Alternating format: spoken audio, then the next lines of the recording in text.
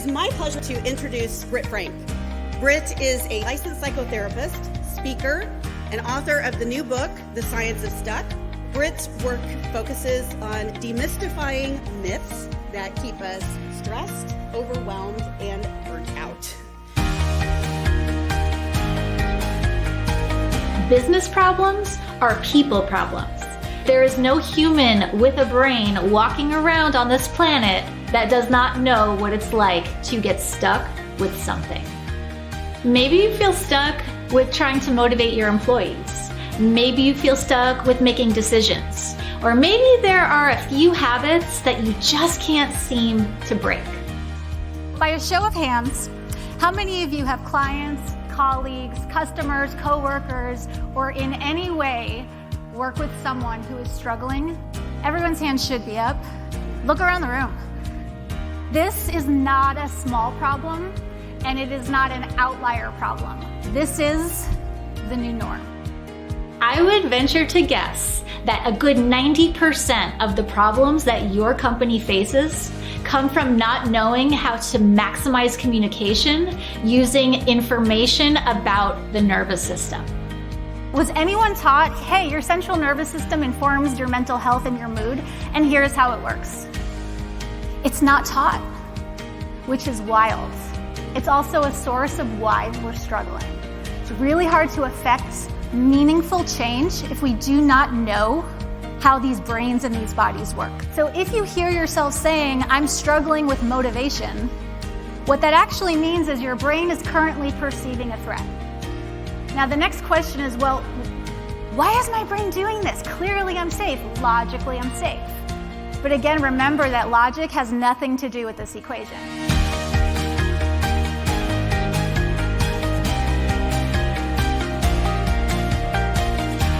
The biggest myth of motivation is that motivation is purely a mindset issue. Just think positive. Just think it and do it and be it. There's a reason why none of that stuff works. Using science-backed tools and practical, tactical, actionable strategies, I'll teach you the 3 steps to unstuck. Step 1, never start with why. When it comes to business development, you always want to start with why. When it comes to getting your people unstuck and to getting yourself up and rolling, you never want to start with why. Instead of asking why questions, I'll teach you how to ask what questions. What are my resources? What are the people, places, things available to me, things I can do, available to me right now in this moment that might be able to help? Step 3, pick one of those things and go. And then you listen for feedback, adjust accordingly, and repeat.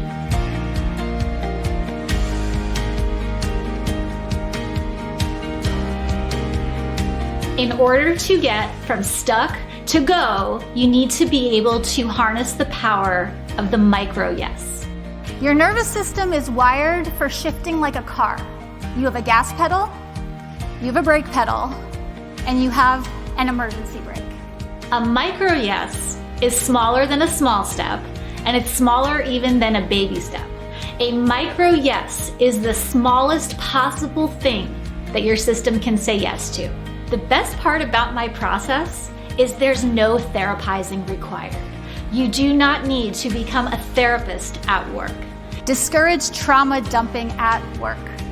This is a new thing where people went from not talking about mental health to talking all the time about mental health, and then suddenly at work everyone is in their feelings.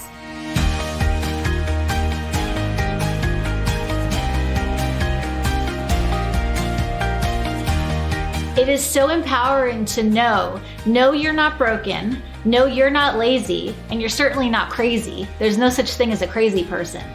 Everything you're experiencing makes sense in context. I want your team to know what I know.